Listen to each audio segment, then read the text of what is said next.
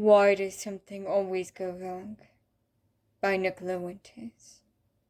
My budgie chirped loudly as I sat at my desk, trying to decide whether or not to do something productive outside, while I sipped on some coffee. I started to overheat a bit, so I got up and opened my window.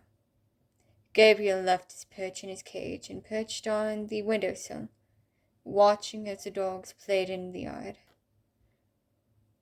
"You seem to really like the dogs," I laughed, as he ran back and forth on the windowsill in excitement.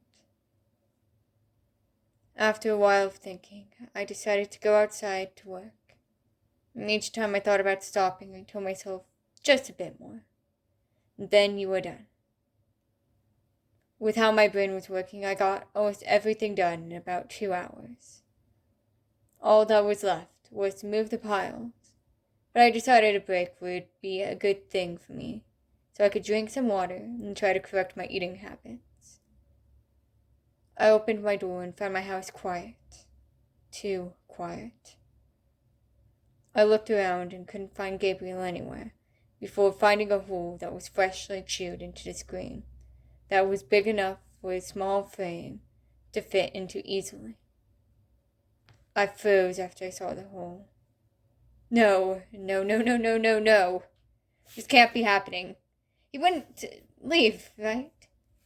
He's just hiding. He's got to be. He can't be gone, I said, trying to not believe what I had enough evidence to believe. That was a possibility.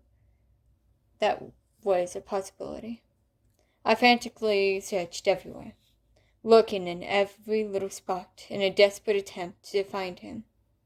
But he was gone. But he was nowhere. "Gabriel, please. Where are you?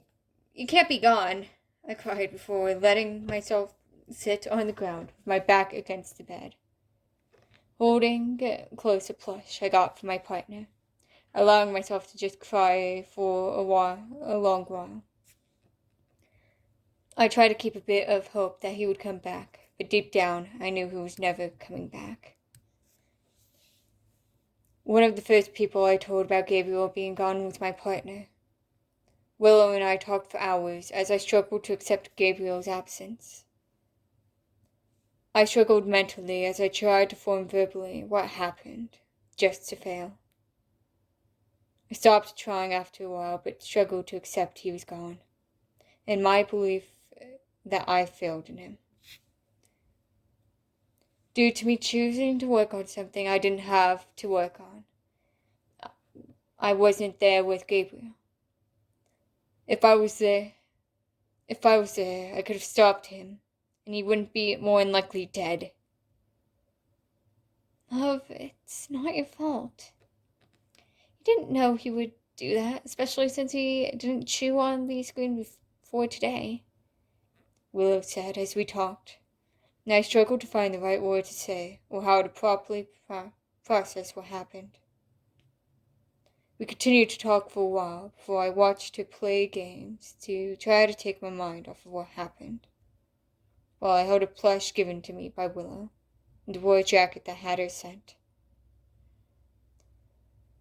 Even when paying attention to the game, I couldn't stop thinking about how I failed to predict all things that could have happened. From there, I spiraled into thought that I didn't do enough, and that he never wanted to be here. Then it spiraled further to giving up hope he'd ever come back, that he survived. And even though I never did anything my egg donor did with her parents, I believed I was as bad as she was, even though she released it into the wild, yet mine escaped. That entire time, I paid half my attention, or all the attention I had left, towards the game Willow was playing, while holding a plush close to my chest, hoping to become tired enough to not think, even if it was only for a day.